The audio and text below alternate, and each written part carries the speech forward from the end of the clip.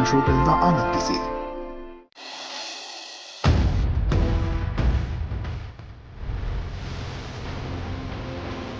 ಇದೇನು ಯಜಮಾನ್ರೆ? ಹೇಳಿದ್ನಲ್ಲಪ್ಪ.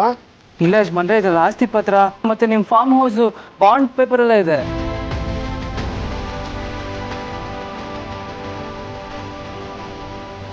ಲೇ ಸುಬ್ಬು, ಉಡುಗೊರೆ ಅಂತ ಕೊಟ್ಮೇಲೆ ಅದು ಯಾಕೆ, ಏನು, ಅದ್ರ ಬೆಲೆ ಎಷ್ಟು ಅಂತ ಯೋಚನೆ ಮಾಡಬಾರ್ದು.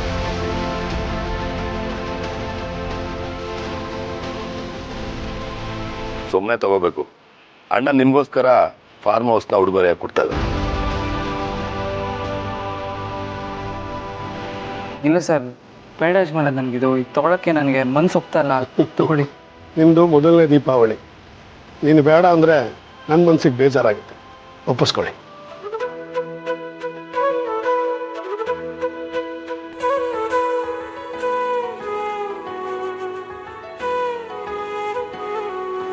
ವಂದನಾ.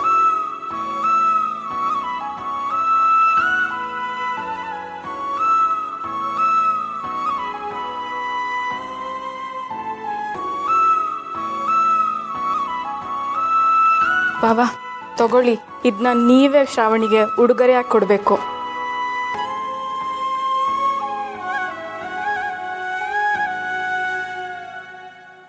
ನೋಡಮ್ಮ ಶ್ರಾವಣಿ, ನಿಮ್ಮ ಚಿಕ್ಕಪ್ಪ ಚಿಕ್ಕಮ್ಮ ನಿನಗೋಸ್ಕರ ಉಡುಗೊರೆ ತಂದಿದ್ದಾರೆ.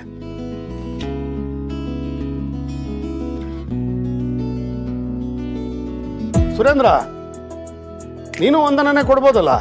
ಇಲ್ಲಣ್ಣ, ಇದನ್ನ ನಿನ್ ಕೈಲೇ ಶ್ರಾವಣಿಗೆ ಕೊಡಿಸ್ಬೇಕು ಅಂತ ನಾವು ಅನ್ಕೊಂಡಿದ್ವಿ. ಇದು ನಾವು ತಂದಿರೋ ಗಿಫ್ಟ್ ಅಲ್ಲ, ಇದು ಶ್ರಾವಣಿ ಸೊತ್ತು. ಸೊತ್ತ?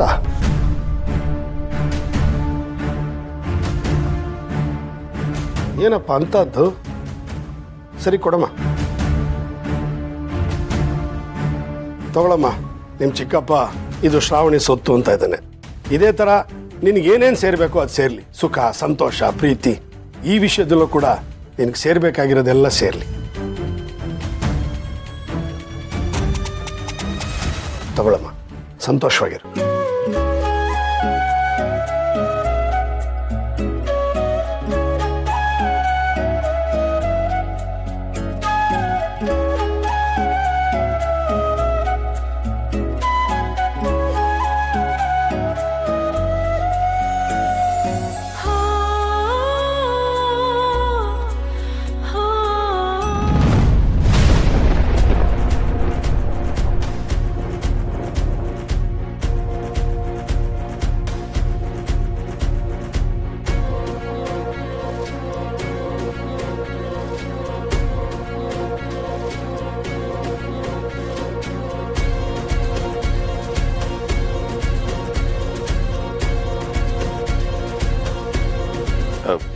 ಅಣ್ಣ, ಅದು ಇದನ್ನ ನಿನ್ ಕೈಲೇ ಶ್ರಾವಣಿಗೆ ಕೊಡಿಸ್ಬೇಕು ಅನ್ನೋದು ನಮ್ಮ ಆಸೆ ಆಗಿತ್ತು. ಅದು ಅಲ್ಲದೆ ನೀನೇ ಇದನ್ನ ಕೊಡೋದು ಸರಿ ಅಂತ ನಮ್ಗನ್ನಿಸ್ತು, ಅದಕ್ಕೆ ಹೀಗೆ ಮಾಡಿದ್ವಿ.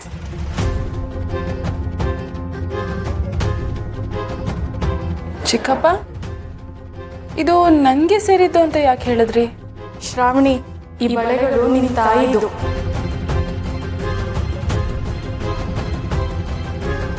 ಅಂದ್ರೆ ನಂದಿನಿ ಅಕ್ಕಂದು.